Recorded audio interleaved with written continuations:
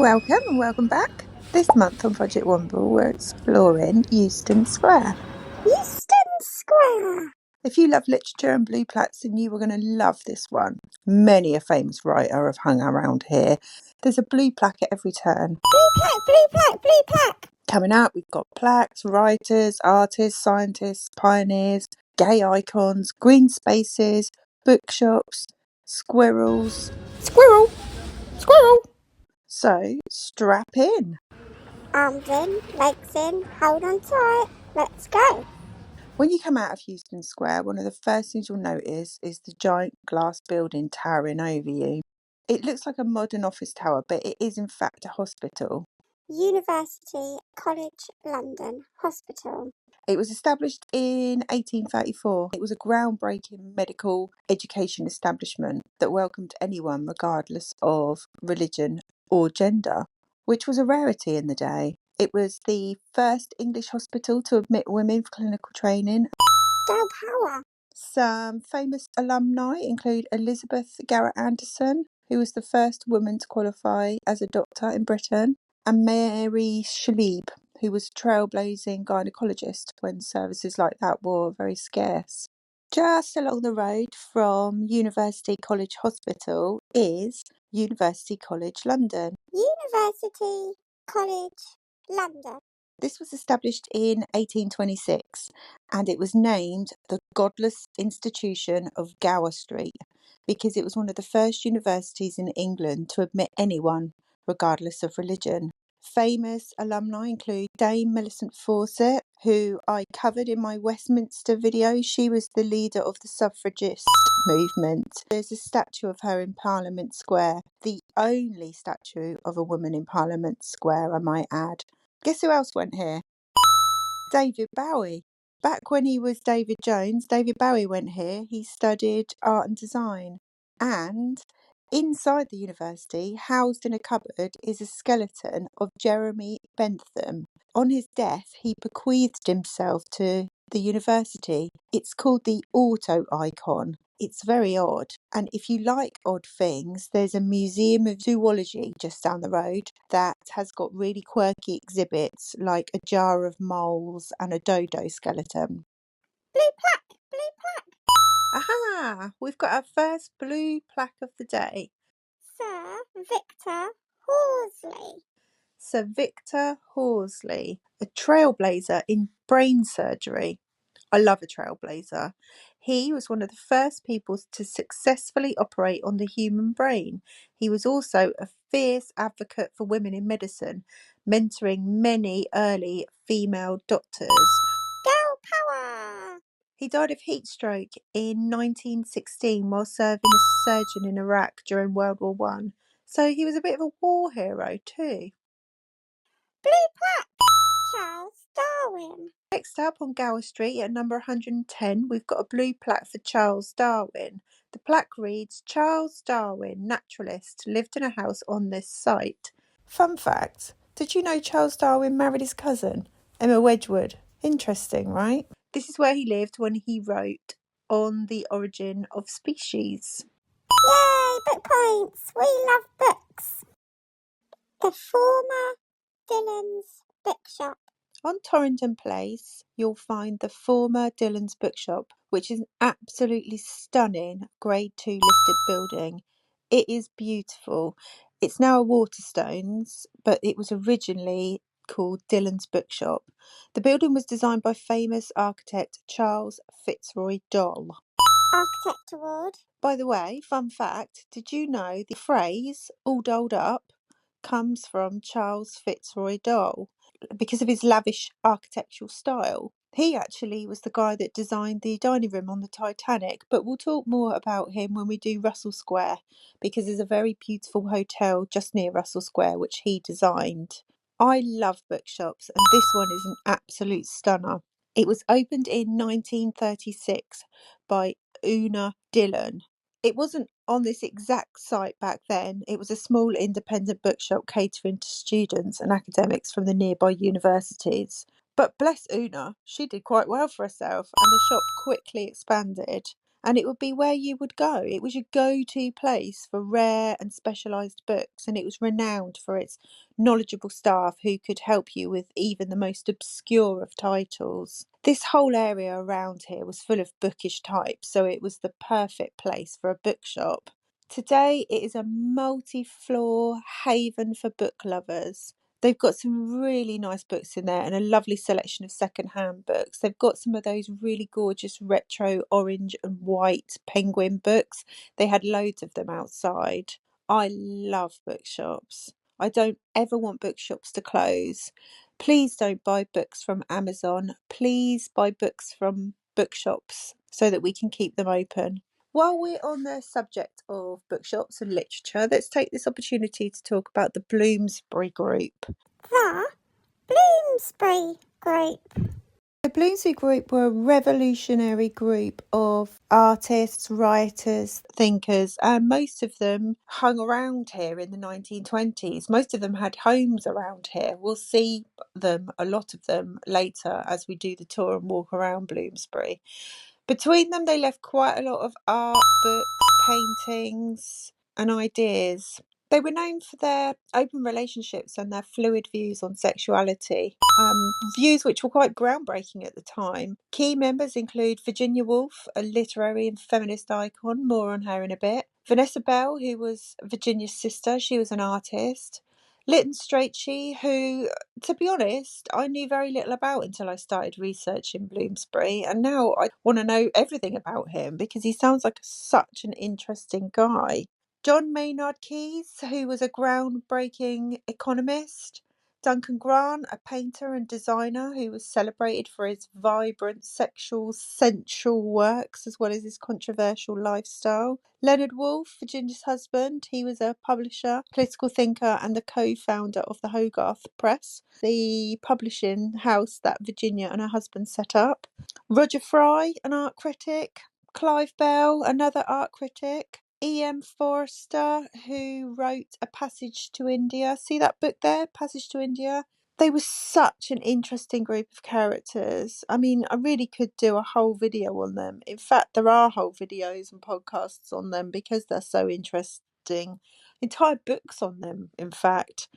If you are interested in doing a bit of a deep dive, I highly recommend checking out a historian called Nino Strachey. She's got some brilliant lectures and some brilliant resources on the Bloomsbury Group. I also recommend checking out this gorgeous bookshop because it really is a beauty. Like I said, I love books, I love bookshops.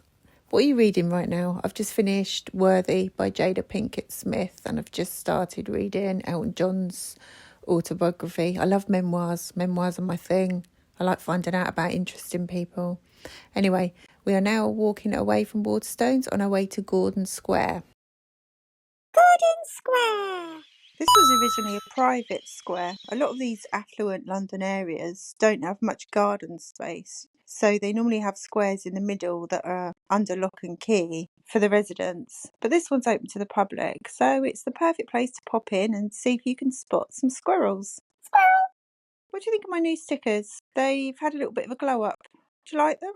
I don't know if you've noticed as well, I'm kind of moving away from using the Womble image. I probably shouldn't be using it because there's probably some trademark or copyright rules against using that. So I'm trying to sort of phase it out, really. Gordon Square was developed by Thomas Cubitt in the 1820s. I talked about him when we looked at King's Cross. Fun fact, Thomas Cubitt is the great-great-great-grandfather of Queen Camilla. I filmed this footage in February, which is a shame really because the park's not in its full glory, but I've got to do some content in February, so hey ho. I can assure you it looks much prettier in the spring and summer. At the top of Gordon Square, you'll find Noor Inayat Khan, who was the spy princess. Girl power. She's such an interesting woman. I've talked about her before. I talked about her when we did Westminster, and I also talked about Noor when I did Baker Street. So this is Noor, codename Madeline. She was the first female wireless operator to be sent to France, and sadly she was betrayed by a double agent and captured by the Gestapo. And then after months of brutal interrogation, she refused to reveal anything and was executed. She was posthumously awarded the George Cross for bravery, and this is the first statue in Britain to honour a South Asian or Muslim woman from World War II. So what a fantastic monument. Next time you're in Bloomsbury, come and visit her. Come and give her a girl power salute.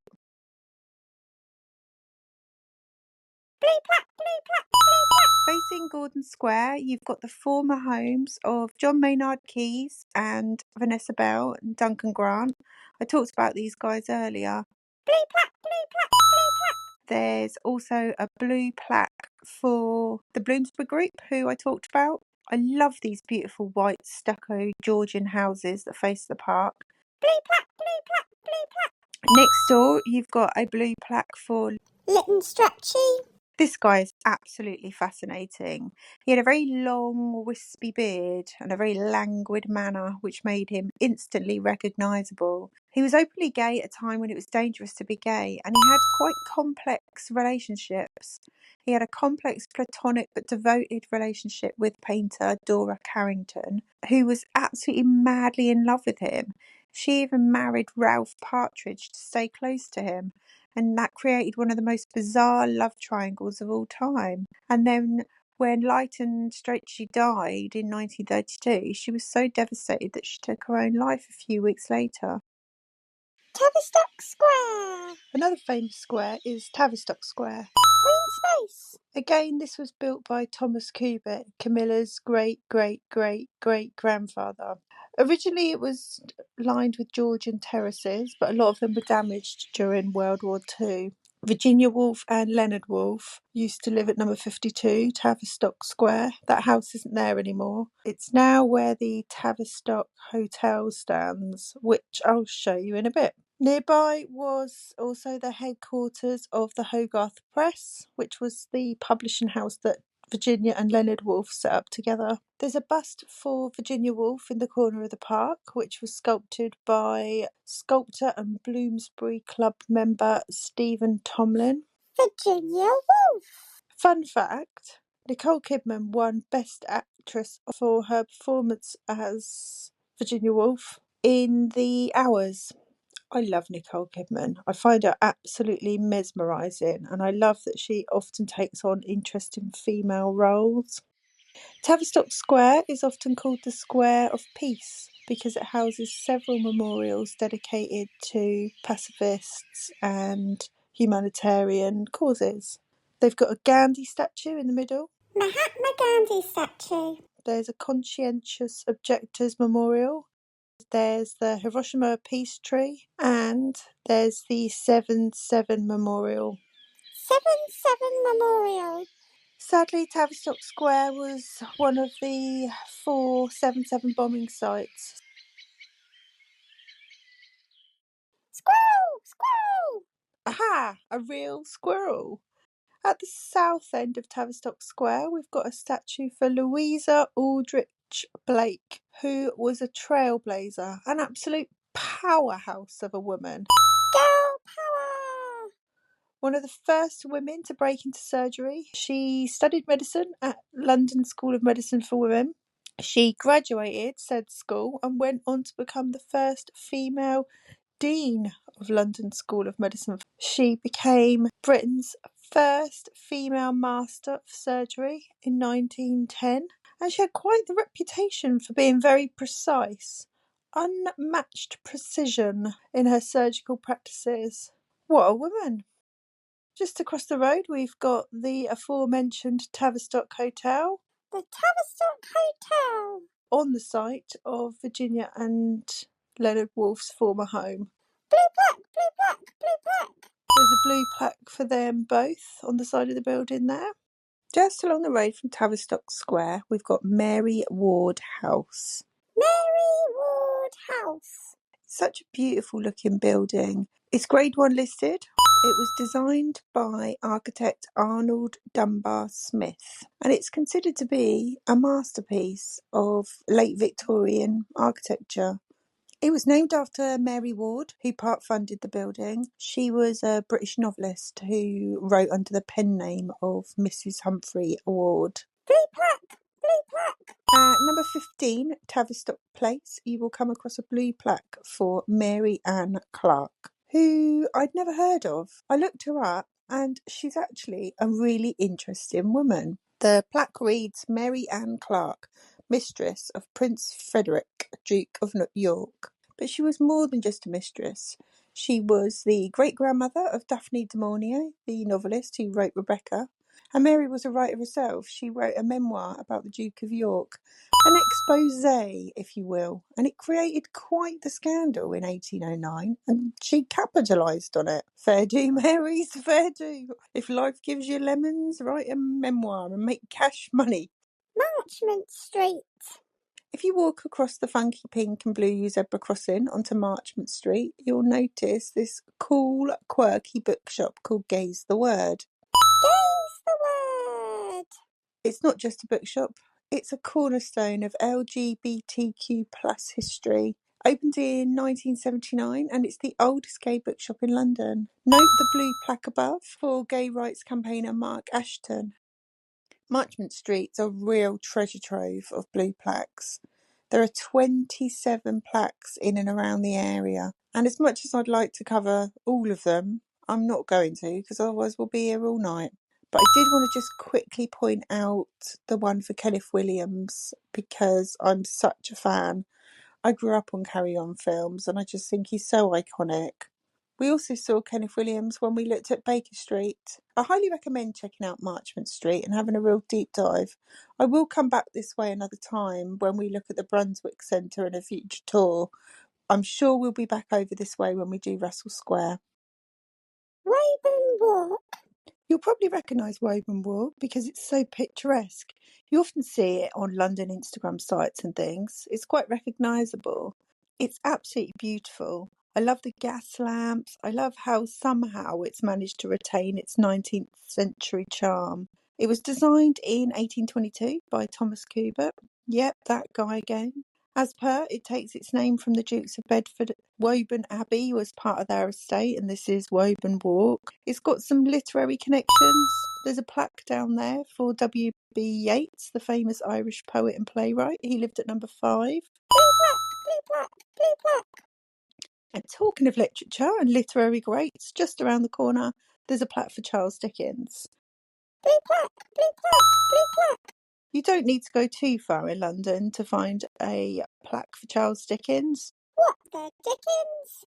He's lived all over and there's loads of plaques for him. So here's one next to Tavistock Square, which is where we are now because we're on our way back to the station. I've got one more blue plaque to show you and then we're out of here. Blue plaque, blue plaque, blue plaque. Our last plaque is for the lovely spy princess Noor Inayat Khan, who we saw earlier.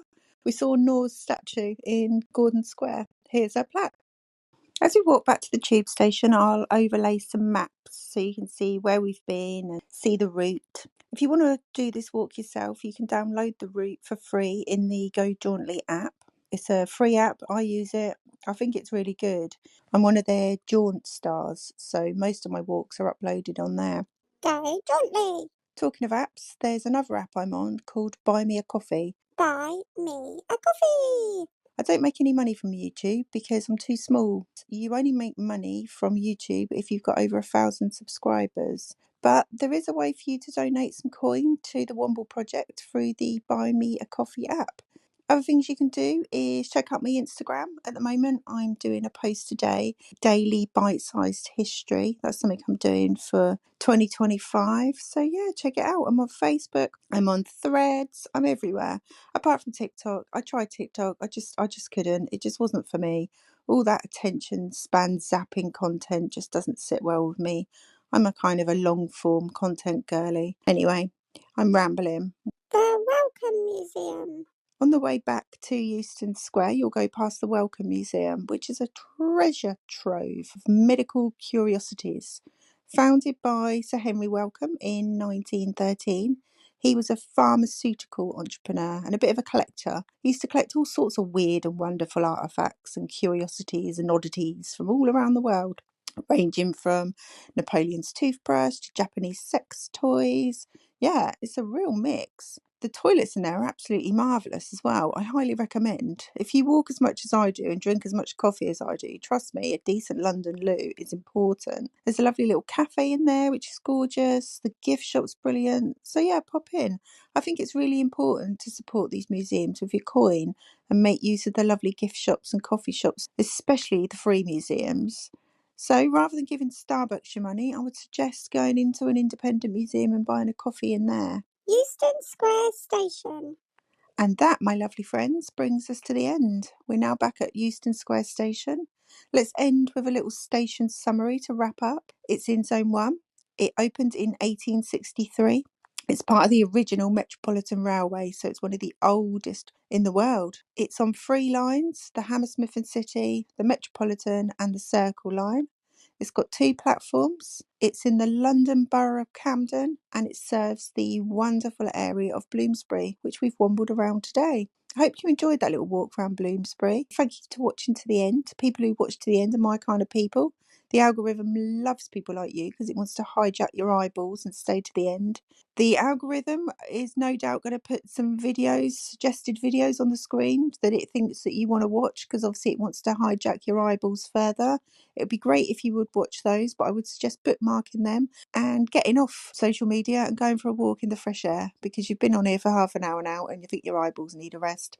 Next month, I'm heading to Elephant and Castle. The eagle-eyed amongst you and the OGs will know that I've already been to Elephant and Castle. It was actually the first Womble I ever did. But because it was the first one, it's terrible.